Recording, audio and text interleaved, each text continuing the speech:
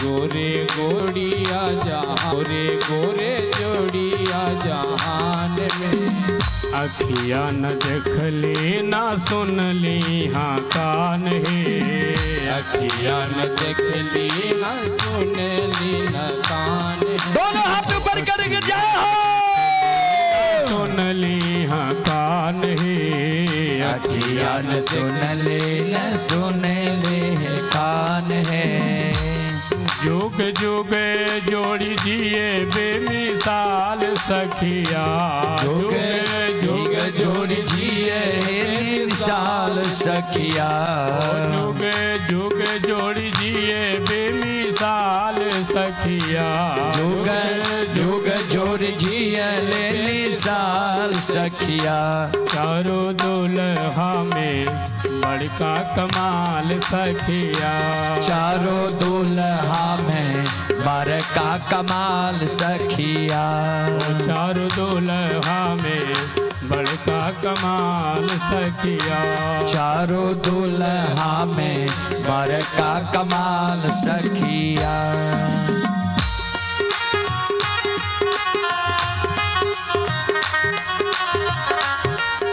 चारों बगल से फोटो लीजिए, किसी का छूटे नहीं।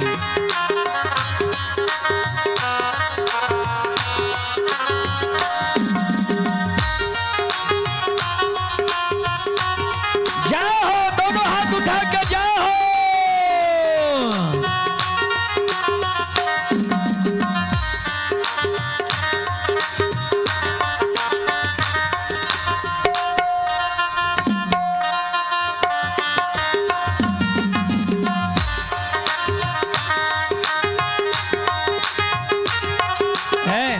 चलो वहां चलो, पीछे चलो, पीछे चलो। बादल तुम भी चलो, चलो चलो पीछे चलो।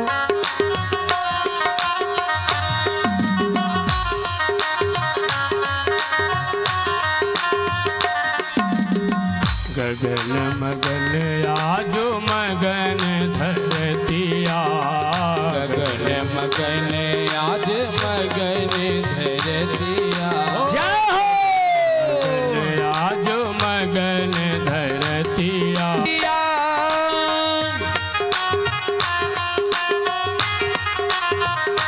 जाओ, दोनों हाथ उठा के जाओ, जाओ।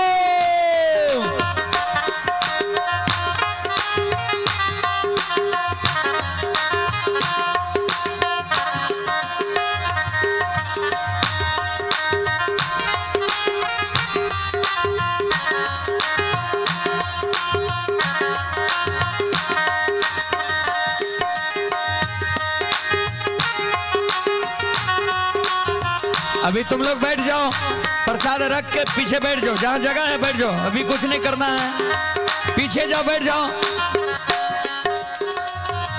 जाओ।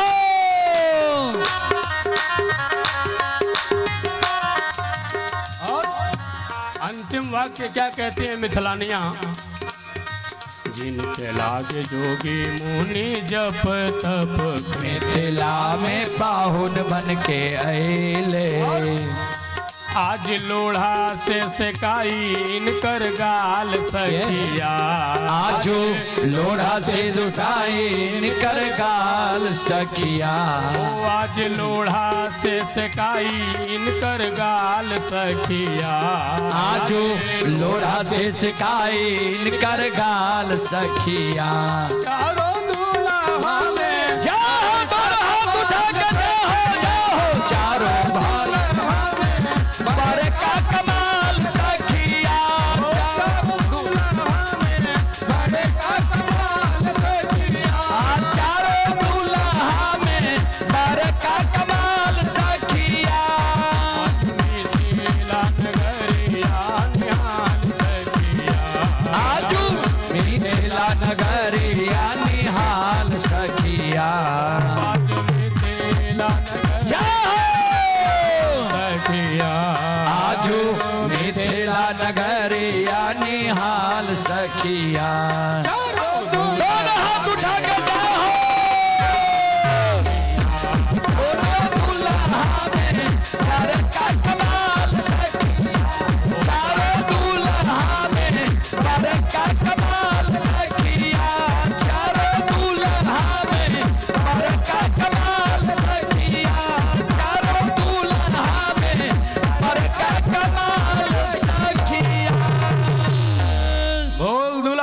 सरकार की जय। भगवान श्री सीताराम जी का विवाह, राम जी का विवाह, ये क्योंकि अयोध्या का भी तो राज्य देखना है। तो बहुत कहने के बाद जनक जी ने तो किसी तरह से बारात की विदाई की, लेकिन मिथिलानियाँ राम जी से कहती हैं रघुनाथ जी सब चले जाएं तो चले जाएं, लेकिन आपको हम जाने नहीं देंगी। अच्छा, मिथिला में दुल्हा के की कहे छो? दुल्हा दुल्हे कहते हैं ना यहाँ जी। तो मिथिलानियाँ क्या कहती हैं? आपके यहाँ दुल्हा कहते हैं, लेकिन जब थोड़ा सा आप और चले जाएंगे पूरब में तो वहाँ क्या कहते हैं? पहुना। क्या कहते हैं? पहुना। मधुबनी में जाएंगे, सीतामढ़ी में जाएंगे, आरा, बक्सर, भभुआ, चंपारण सब जगह जाएंगे तो दुल्हा के की कहे छो? पहुना। पहुना। तो मिथिलानियाँ कहती हैं भगवान से, बड़े प्रेम से गाइएगा, ये मेरा बड़ा पसंदीदा भजन है। मिथिला की मिथिलानियाँ कहती हैं रघुनाथ जी दुनिया जाए तो जाने दो, लेकिन आपको तो हम जाने नहीं देंगे। और सुनो, यदि जाओगे ना तो एक जानकी जी को लेके नहीं जा पाओगे। बोले तो? बोले हम जितनी मिथिलानियाँ हैं सब तुम्हारे साथ चले चलेंगे। भगवान ने कहा बड़ा आफत है, इतनी पत्नी रखना तो बड़ा कठिन है महाराज। भगवान श्री राम ने कहा क्या चाहते हैं आप? बोले बस हम एक ही चीज चाहते हैं। क्या? मिथिलानियाँ कहती हैं कि ये पहुना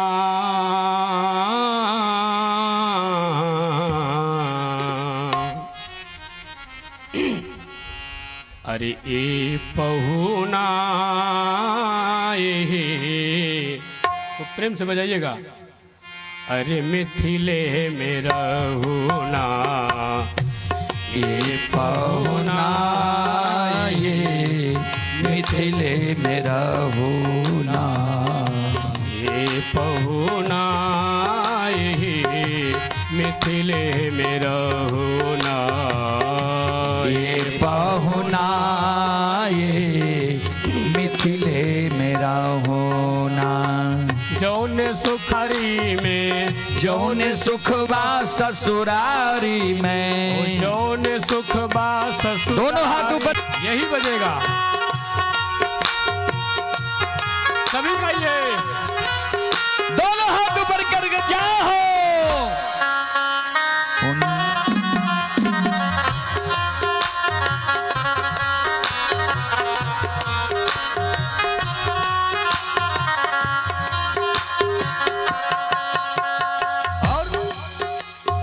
रोज सवेरे उबटन मल के इतर से नहवाइबो, रोज सवेरे उबटन मल के इतर से लगाइब हो, रोज सवेरे उबटन मल के इतर से नहवाइबो, रोज सवेरे उबटन मल के इतर से नहलाइब हो।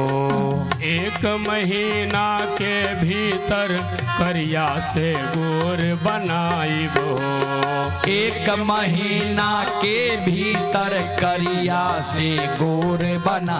दोनों हाथ ऊपर करके जाओ। महीना के भीतर करिया से गोर बनाइबो, एक महीना के भीतर करिया से गोर बनाइब हो। झूठ कहत ना बानी तनिको, झूठ कहत ना बानी तनिको, मौका एगो देहु ना। ए पहुना, मिथिले मेरा होना, ए पहुना, मिथिले मेरा होना। जौन सुखबा ससुरारी में, जौन सुखवा ससुरारी में, पवन सुखवा कहूना। पहुना, मिथिले में रहुना, ए पहुना,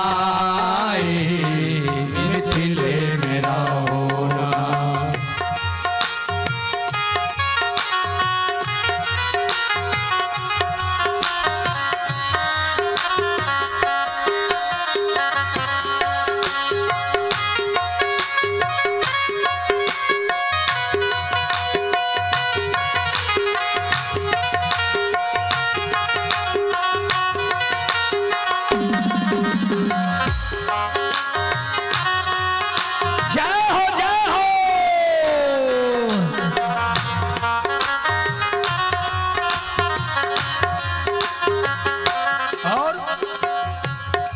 आगे क्या कहती हैं? नित्य नवीन मन भावन व्यंजन पर सब कंचन थारी।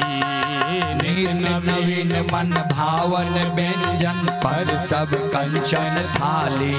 ओ नित्य नवीन मन भावन व्यंजन पर सब कंचन थारी।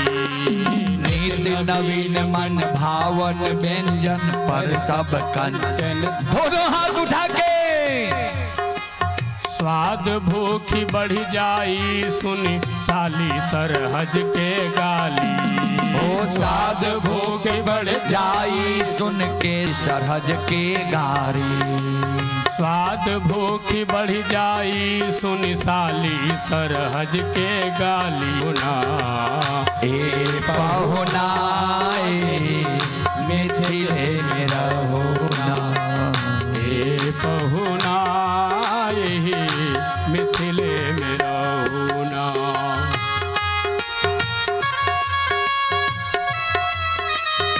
बोल अवध मिथिला धाम की जय।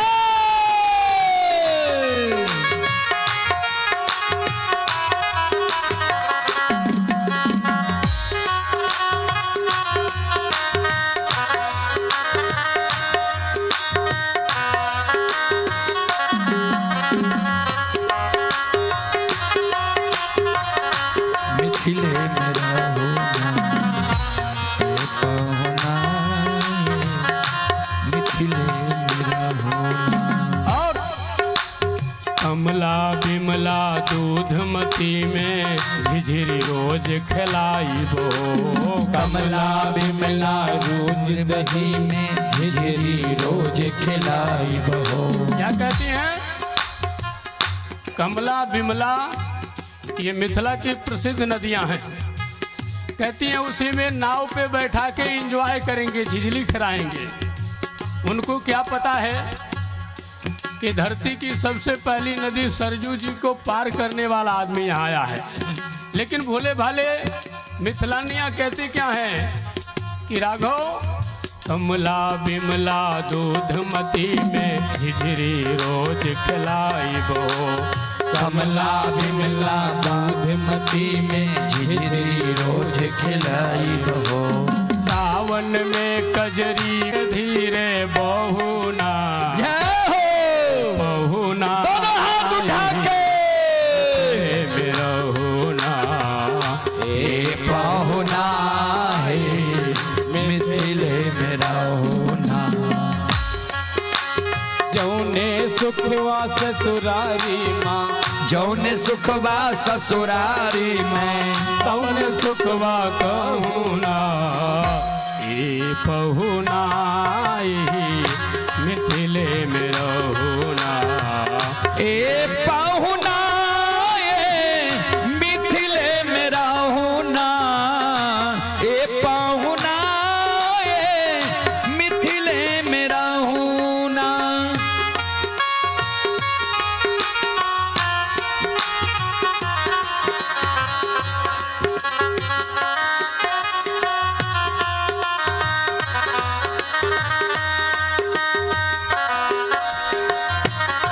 जय हो।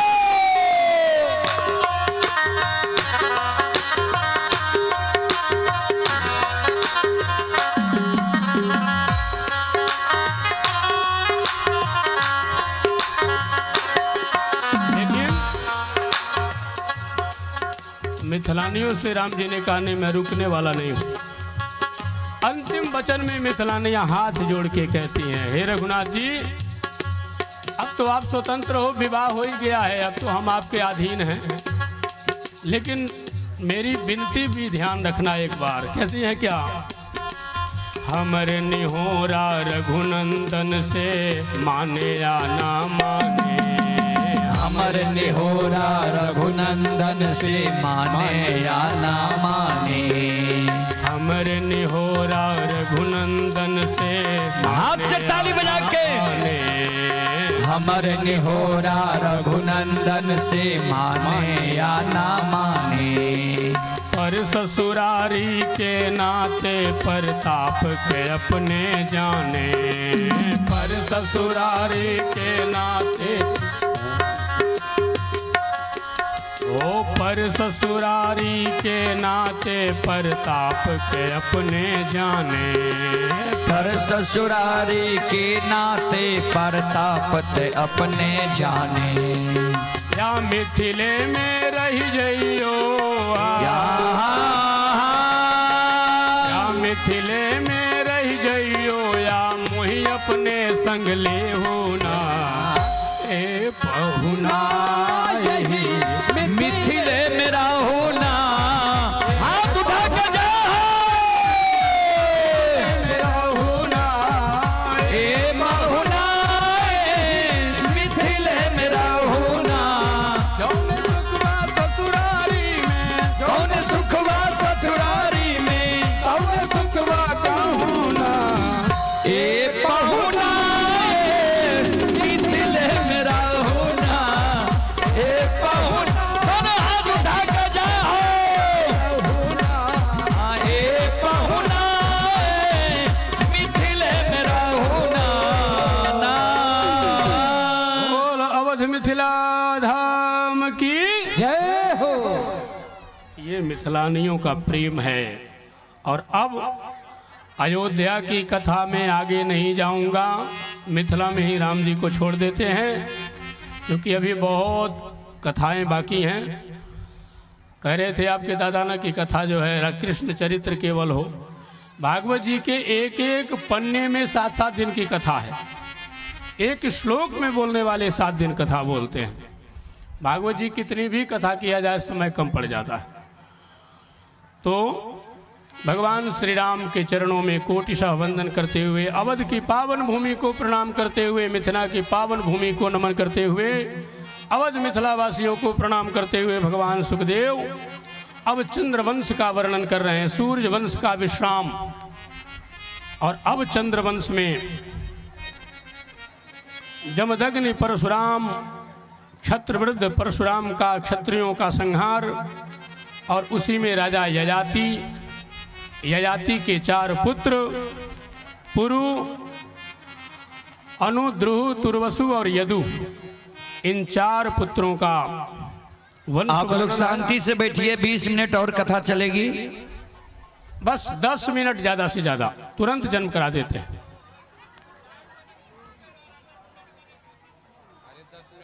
बस 5 से 10 मिनट, बस तुरंत 5 से 10 मिनट आप लोग कष्ट सहिए।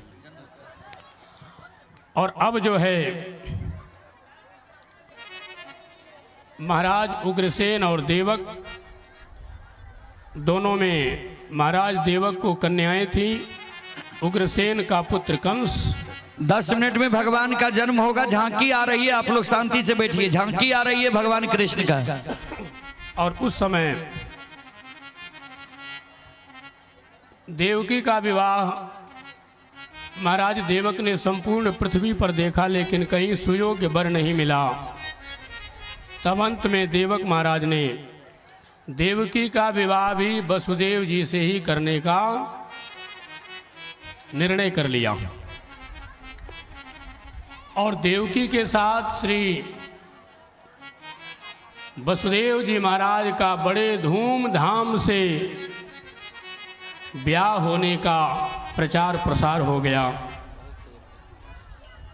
और देवकी के विवाह के लिए कंस ने कहा, बहन जब तेरा विवाह होगा तो तुझे छोड़ने के लिए मैं चलूंगा। कंस का विवाह हो चुका था। इधर देवकी छोटी बहन का विवाह महाराज वसुदेव से हुआ। क्यों हुआ? क्योंकि वसुदेव जी बहुत सत्यवादी थे, कभी झूठ नहीं बोलते थे। वसुदेव जी के साथ बड़े धूमधाम से देवकी जी का विवाह हुआ। और जब वसुदेव जी देवकी को विदा करा के चलने लगे, कंस लेकर के चला, तो थोड़े ही दूर जाने पर आकाश से आकाशवाणी हुई, है दुष्ट कंस, तू जिस देवकी को लेकर के जा रहा है इसका 8वां संतान तेरा काल होगा। कंस ने सोचा कि ये देवताओं की लीला है, ये देवता ऐसे करते रहते हैं। कंस और आगे बढ़ा। थोड़े दूर आगे बढ़ने के बाद एक बार पुनः आकाशवाणी हुई, है दुष्ट कंस, तू जिस देवकी को बड़े प्रेम और बड़े निष्ठा से ले जा रहा है, यही बहन जो बच्चा देगी उसी बच्चे से तुम्हारा काल होगा। कंस और भयभीत हो गया, लेकिन फिर भी कंस ने उस बात को भुला दिया और आगे बढ़ा। तीसरी बार पुनः आवाज आई, है दुष्ट कंस, देवकी का 8वां संतान ही तेरा काल होगा, काल होगा, काल होगा। और जैसे ही कहा कंस क्रुद्ध हो गया और कंस ने तुरंत अपने हाथों में खड्ग लिया और खड्ग लेकर के देवकी का बाल पकड़ करके और पृथ्वी पर पटक दिया और पृथ्वी पर पटक करके खड्ग उठा करके और देवकी को मारना चाहा। इतने में वसुदेव जी महाराज ने कंस का हाथ पकड़ लिया। अरे बाप रे कंस, अरे स्त्री की कहीं हत्या की जाती है तो कितना कायर है, कितना निर्बल है। स्त्री की हत्या नहीं की जाती है, ये तो अबला होती है। और सुन, तुझे देवकी से क्या भय है? बोले जीजाजी, इसका 8वां संतान जो होगा वो मेरा काल होगा। कंस को सांत्वना देते हुए वसुदेव जी महाराज ने कहा, कंस तू तो जानता है ना कि मैंने अपने जीवन में कभी असत्य का सहयोग नहीं लिया है, मैंने कभी असत्य संभाषण नहीं किया है, इसलिए मैं तुम्हें वचन देता हूँ कि देवकी का जो 8वां गर्भ होगा वो मैं तुझे समर्पित कर दूंगा, तुझे लौ वापस दे दूंगा। कंस जानता है कि वसुदेव जी कभी झूठ नहीं बोलते हैं, इसलिए कंस ने वसुदेव जी के बात पर देवकी को छोड़ दिया। लेकिन फिर मन में आया कि पुत्र का मोह बहुत बड़ा मोह होता है, इसलिए कहा नहीं, छोड़ दो, मारो मत, लेकिन इन दोनों को कारागृह में बंद कर दो। कारागृह में बंद करा दिया।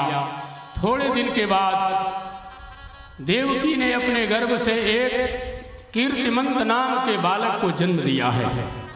और कीर्तिमंत नाम का बालक जब जन्म लिया तो तुरंत उस बालक को लेकर के और वसुदेव जी महाराज कंस के यहाँ गए। बोले, कंस मैंने तुमसे वचन दिया था कि देवकी का जो संतान होगा वो मैं तुझे दे दूंगा, लो यही संतान है, जो करना है कर लो।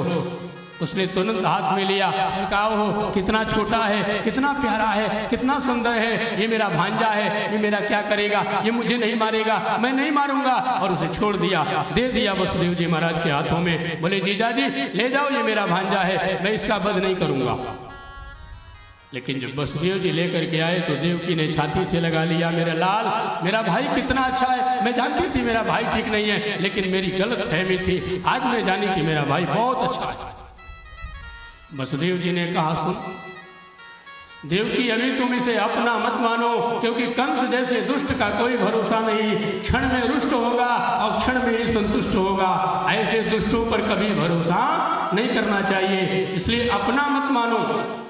और उसी क्षण नारद जी महाराज कंस के यहाँ आए। नारद जी को देख करके कंस ने प्रणाम किया और कहा, गुरुदेव आज मुझे भांजा हुआ है, मेरे जीजा जी लेकर के आए थे, मैंने उसे छोड़ दिया है, बहुत अच्छा है। नारद जी ने कहा, तो तुमको तो 8वें संतान को काल का भय है। बोला, हाँ गुरुजी, वो तो 8वां संतान होगा तब ना, इसलिए मैंने छोड़ दिया। नारद जी ने अपने झोले से एक 8 पंखों वाला कमल निकाला और गिन करके दिखा दिया, कंस अगर इधर से गिनता है तो 1 2 3 4 और ये 5। और कहीं देवता लोग, तुम तो सोच रहा है ये पहला है, और कहीं देवता लोग 8वां से गिनना शुरू करें तो पहला 8वां हो जाएगा, तब क्या होगा? कंस ने कहा, हाँ गुरुजी ये बात तो आपने अच्छी कही, तो क्या करें, मार दें? नारद जी ने कहा, ये हम क्यों कहें कि तुम मार दो कि छोड़ दो, ये प्रायश्चित मैं लूंगा, मैं नहीं लूंगा, बस मैं गुरु हूँ, इसलिए मैंने तुमको ज्ञान दिया कि हो सकता है जिसको तुम पहला मान रहे हो देवता कहीं उसी को 8वां न मान बैठे, इसलिए तुम्हारी जो मर्जी हो सो करो। और नारद जी नारायण कह करके तुरंत वहां से अंतर ध्यान हो गए। कंस दौड़ पड़ा और दौड़ करके सूतिका गृह में प्रवेश किया। उस कीर्तिमंत नाम के बालक को देवकी के हाथों से छीन लिया। देवकी चिल्लाती रह गई, पछाड़ खाकर पृथ्वी पर गिर पड़ी राजन। लेकिन उसके बाद भी निर्दयी कंस ने उस बालक को नहीं छोड़ा और अपने हाथों में लिया, बड़े जोर से उठा करके और पत्थर पर एक बार पटका।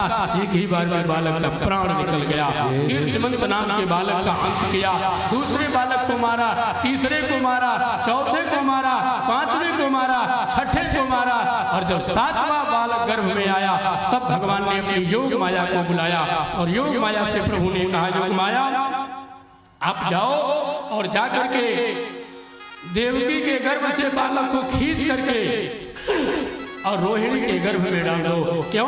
क्योंकि मैं देवकी के गर्भ में स्वयं आने वाला हूँ। और योग माया ने आज्ञा पाया, रोहिणी के गर्भ में देवकी के गर्भ को खींच करके और परिविष्टित कर दिया। और इधर स्वयं भगवान नारायण अपने वैकुंठ को त्याग करके और मैया देवकी के दुख का समाधान करने के लिए, समस्त ऋषि महर्षियों का कल्याण करने के लिए, विप्रधेनु असुर संस का कल्याण करने के लिए, समस्त संतों का उद्धार करने के लिए, और भगवान स्वयं वैकुंठ का त्याग करके माता देवकी के गर्भ में प्रविष्ट होते हैं। मेरे बंधुओं, भगवान को जब देवकी ने धारण किया तो जिस माता के गर्भ में भगवान आए उसके सौंदर्य का क्या पूछना है। मानो साक्षात लक्ष्मी प्रकट हो गई हो। सारे सूखे हुए वृक्ष हरे हो गए, सारे नदियों में जल बहने लगे, सर्वत्र जय जयकार होने लगी। और भगवान माँ के गर्भ में आ गए।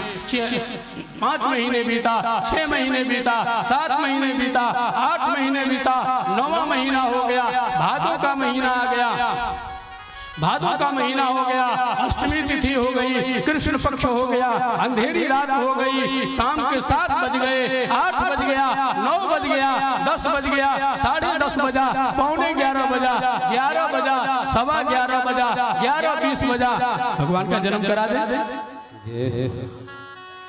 और 11:15 हुआ, 11:30 हुआ, और जैसे ही